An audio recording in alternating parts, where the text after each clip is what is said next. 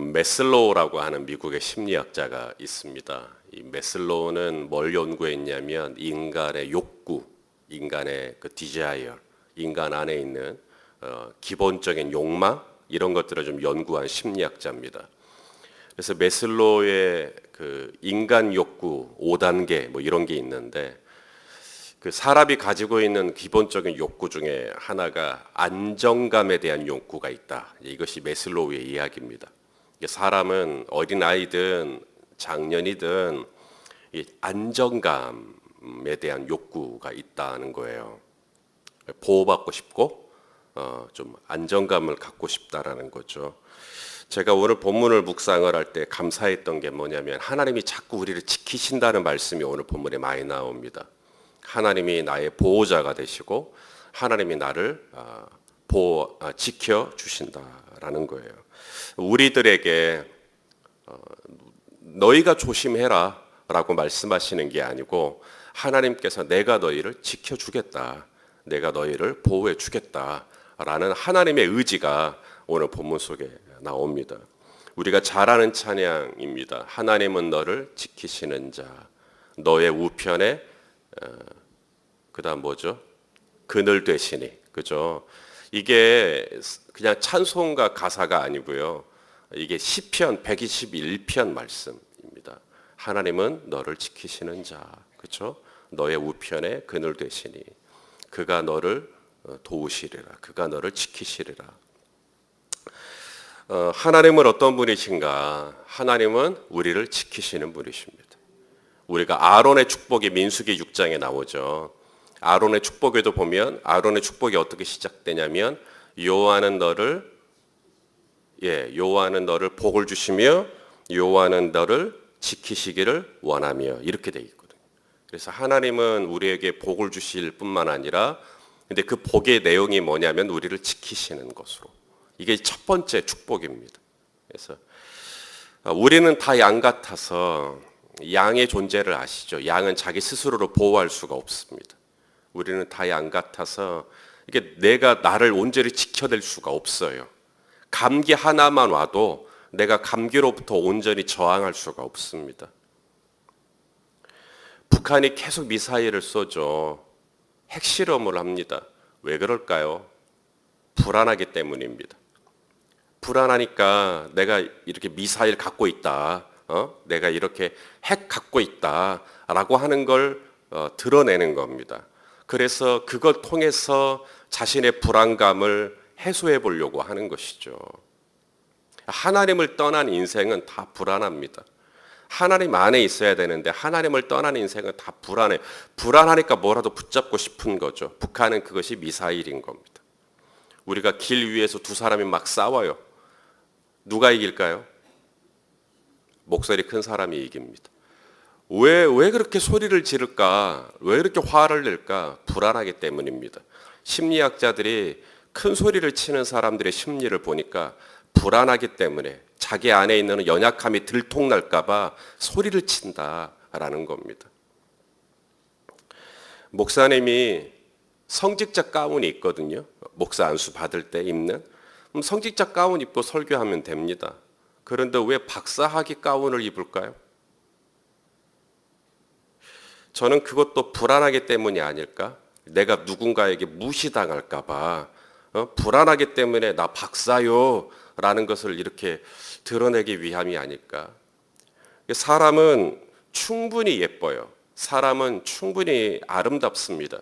그냥 화장 안 해도 예뻐요. 그런데 막 명품으로 갖은 치장을 다 합니다. 머리에서 발끝까지 그냥 다 그냥 무슨 루이비통 뭐 해가지고 막 다 똥이에요. 왜 저렇게까지 과하게까지 할까? 그것도 어쩌면 불안하기 때문이 아닐까? 누군가에게 무시당할까 봐. 오늘 본문에도 보면 우리가 사는 이 인생이 얼마나 불안하기 짝이 없는 인생인지에 대해서 이야기를 합니다. 3절 말씀을 좀 볼까요? 3절을 보니까 그가 너를, 여기서 그는 하나님이시죠. 하나님이 너를 어디에서? 새 사냥꾼의 올무에서 새 사냥꾼의 올무. 이게 사냥꾼, 이게 새를 사냥하는 사냥꾼이 올무를 놓잖아요. 그래서 그냥 새들이 속아가지고 그 올무에 걸려서 이제 잡히는 건데, 저와 여러분에게도 이런 올무가 있다는 거죠. 거기에 올무가 있을 줄 아무도 모르죠. 저 코너를 돌아서 그런 사고가 날 줄을 누가 알겠습니까? 새 사냥꾼의 올무가 우리들에게도 있습니다. 한 목사님이 페이스북에 글을 하나 올렸어요. 이렇게 목회자들만 있는 그룹이거든요.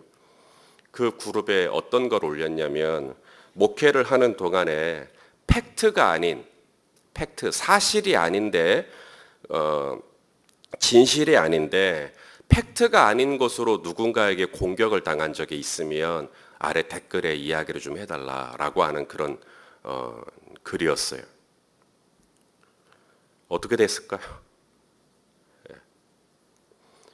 목회를 하는 동안 팩트가 아닌 것으로 인해서 어려움을 당했던 적이 있으면 좀 나눠주라. 난리가 났습니다. 근데 그 난리는 어떤 난리냐면, 글을 쓰고 싶지만 쓸 수 없다라고 하는 난리였습니다. 누군가 볼까봐, 성도들이 볼까봐, 혹시라도 내 글을 내가 아는 사람 누군가 보면 어려움 당할까봐, 그래서 말을 하고 싶지만 할 수가 없다. 이런 댓글들이 대부분이었습니다. 특히 이민 목회하시는 분들, 그분들의 얘기가 참 많았습니다. 그분들의 얘기가 뭐냐면, 자신들이 목회를 할 때, 이민 목회입니다. 가장 두려운 대상은 장로님이 아니라는 거예요. 권사님도 아니고 평신도가 아니라는 겁니다. 자신들이 목회를 하는데 가장 두려운 건 바로 옆교회라는 거예요. 옆교회 목사. 자신을 가장 비방하고 자신을 가장 헐뜯는 대상, 틈만 나면 자신을 깎아내리려고 하는 대상이 누구냐? 바로 옆교회 목사. 이분들이 그렇게 나를 힘들게 한다. 그래서 목회자가 목회자를 험담하고 목회자가 목회자를 깎아내리고 너무 힘들다라는 것입니다. 여러분, 왜 다른 목회자를 깎아내릴까? 저는 그것도 불안 때문이 아니겠는가. 저 사람이 깎아내려져야 내가 될 것 같고 내 목회가 안정감을 가질 것 같고, 그렇게 해서 막 없는 말도 막 지어내고 팩트가 아닌 것도 막 뿌려버리고 찌라시 같은 거 그냥 해버리는 겁니다. 목회자가 되었든 혹은 평신도가 되었든 여러분, 사냥꾼의 올무라는 게 저와 여러분에게도 있습니다.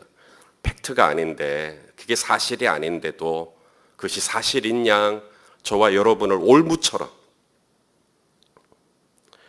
바로 이럴 때 얼마나 우리가 곤란을 겪게 됩니까? 뿐만 아니라 3절에 보니까 심한 전염병이 있다. 우리에게 이런 질병의 어려움이 있습니다. 질병의 어려움. 또 5절과 6절에 보니까 밤에 찾아오는 공포, 낮에 날아드는 화살. 밤에만 공포가 있는 게 아니라 낮에도, 대낮에도 뭐가 날아온다고요? 화살이 날아와요. 그것이 우리가 살고 있는 세상입니다. 6절에도 보니까 어두울 때 퍼지는 전염병. 그런데 어두울 때만 전염병이 퍼지는 게 아니라 그 다음 뭐라고 돼 있어요? 밝을 때에 재앙이 닥쳐온다. 이것이 저와 여러분이 살고 있는 이 세대죠. 그러니까 밤에만, 어두울 때만 어려움을 겪는 게 아니라 대낮에도, 아침에도, 날이 밝아도 여전히 우리에게 재앙의 어려움은 있을 수 있죠. 13절에서는 또 그런 말씀을 합니다. 사자와 독사를 네가 밟게 될 거다. 여기서 사자와 독사가 누구냐? 저는 바로 이 영적인 원수, 마귀를 가리킨다고 저는 봅니다. 종교개혁자들, 특히 칼빈이 이야기했던 성경 해석의 원리가 있습니다. 종교개혁자들의 성경 해석의 원리는 성경이 성경을 푸는 겁니다. 자, 그러면 이 사자와 뱀이 의미하는 게 뭘까? 저는 성경을 풀겠습니다. 베드로 사도가 얘기합니다. 베드로전서 5장 8절을 보시면 이 마귀를 우는 사자로 묘사합니다. 사자로. 또 요한계시록에 보면, 요한계시록 12장 9절을 보면 마귀를 뱀으로 이야기합니다. 옛뱀, 뱀. 그러므로 그렇죠? 여기 사자와 뱀을 네가 밟을 거다라고 했으니까 이것은 이 사자와 뱀은 영적인 원수들을 의미하는 거죠. 여러분, 사탄이 오늘도 저와 여러분을 공격하려고 들까요? 예.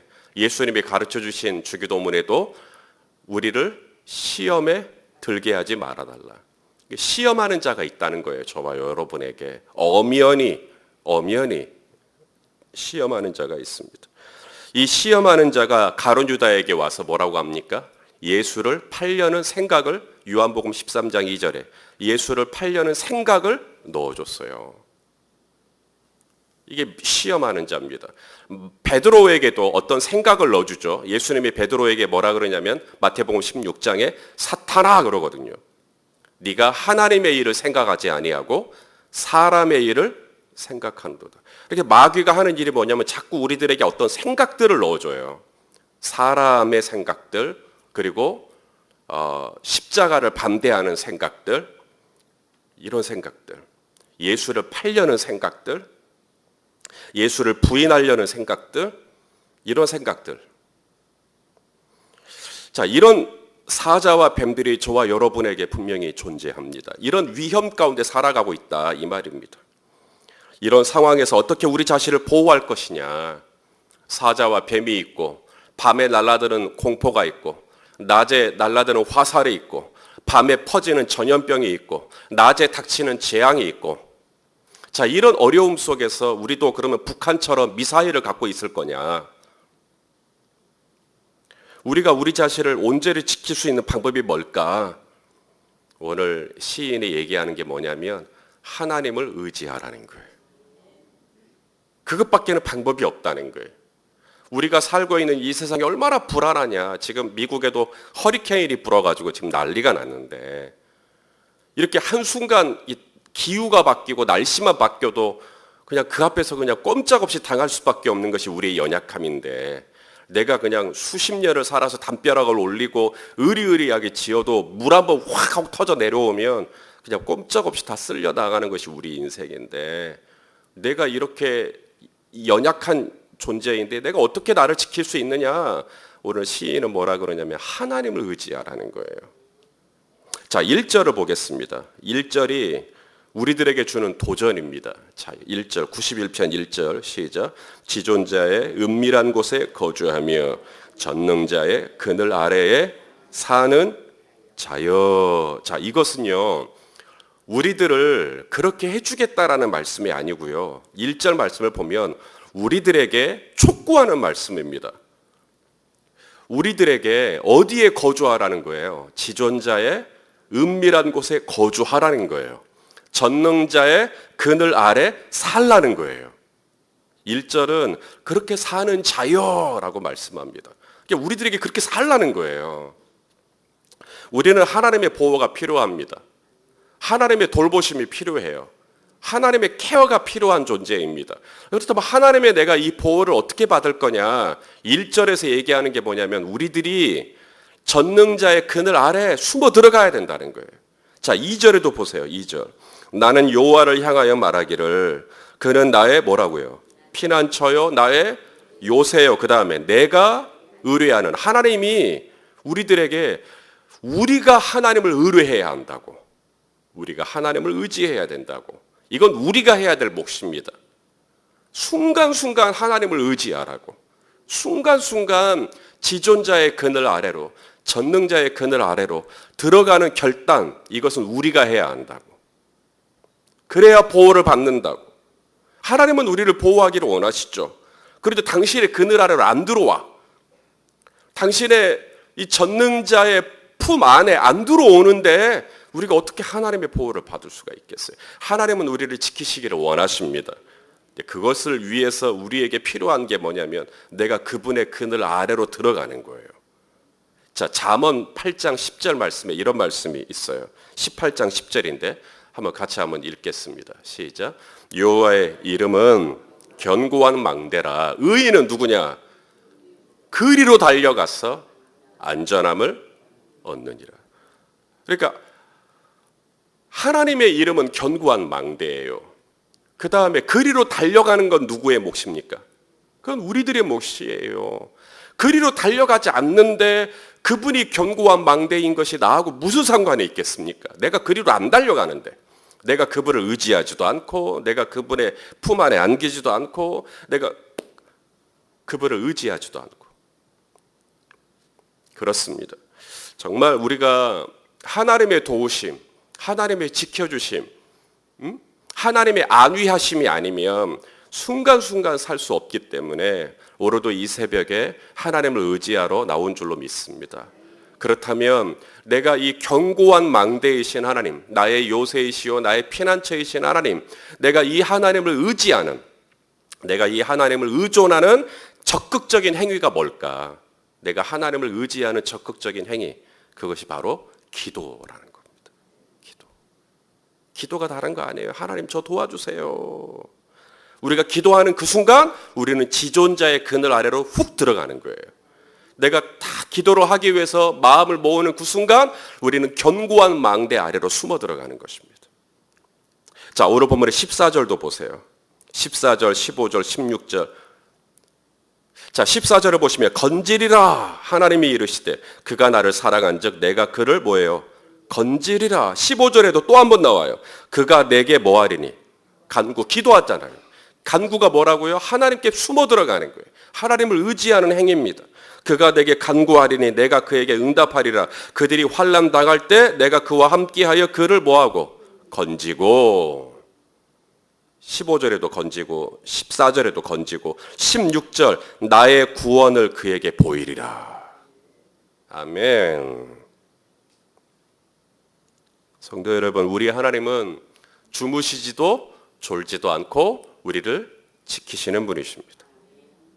요한계시록 1장 14절, 요한계시록 2장 18절, 요한계시록 19장 12절 세 번, 요한계시록에서 세 번 예수님의 모습을 묘사할 때 사도 요한이 특히 요한계시록 19장 12절에도 보면 예수님의 눈이 어떤 눈이라는 거예요?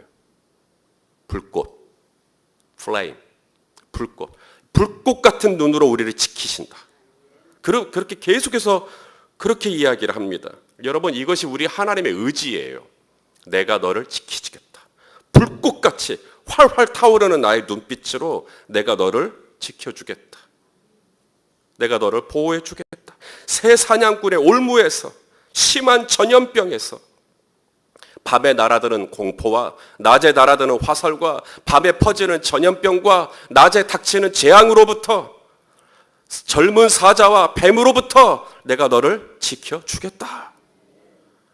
이것이 우리 하나님의 의지라니까요. 우리 보고 야, 너 조심해 라고 말씀하시는 게 아니라 하나님이 그렇게 지켜주겠다 라고 말씀하시니 얼마나 감사합니까? 이것이 우리 하나님의 약속이고 이것이 우리 하나님의 의지고 이것이 우리 하나님의 은혜인 줄로 믿습니다. 여러분 담대하십시오. 사자와 뱀이 여러분을 해치지 못할 겁니다. 낮의 해와 밤의 달이 저와 여러분을 해치지 못할 것입니다. 밤의 공포와 낮에 날아드는 화살도 전염병도 재앙도 우리 성도님들을 하나님께서 해치지 못하도록 오늘도 불꽃 같은 눈동자로 저와 여러분을 지켜주실 것입니다. 왜냐하면 14절을 볼래요? 14절을 보시면 하나님이 이르시되, 근데 그 하나님이 이르시되가 작은 글씨로 되어 있을 거예요. 조금. 왜냐하면 이게 히브리어 원문에는 없는 표현입니다. 하나님이 이르시되. 하나님이 이르시되 말고 그러면 히브리어 원문에는 뭐가 있는가? 키라고 하는 접속사가 있어요. 키가 뭐냐면 왜냐하면이라는 겁니다. 왜냐하면. 하나님이 우리를 지키신다는 거예요. 그러면서 14절에 왜냐하면 그가 나를 사랑하기 때문에. 이렇게 되어 있어요. 그가 나를 사랑하기 때문에. 그가 내 이름을 알기 때문에 내가 그를 건지겠다. 왜냐하면. 그러면서 하나님의 이름을 알고 하나님을 사랑하는 사람의 행위가 뭔가 15절에 보니까 그가 내게 뭐하리니? 간구하리니. 그래서 오늘 이 아침에도 우리가 해야 되는 적극적인 행위가 있어요. 이제 불이 딱 꺼지고 나면 저와 여러분이 해야 될 적극적인 행위, 하나님 견고한 망대이신 하나님의 이름을 부르면서 우리가 그분 앞에 내 삶을 올려드리고 간구하는 일입니다. 그러면 하나님의 보호가 오늘도 저와 여러분과 함께하여 주실 것입니다. 이 은혜로 충만하시기를 예수님의 이름으로 축원합니다.